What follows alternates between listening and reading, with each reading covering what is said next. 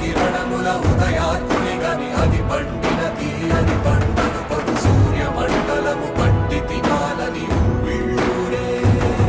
తన దేహం నాటున రవి మరుగై జగము చీకటై పోరా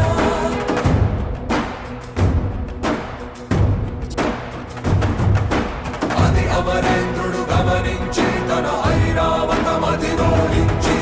ఆంజనేయుని సమీపించి తన వజ్రాయుధమును విసరగా అది పవన నందనుని హనుముని తాకా చిందిన రక్త బిందువే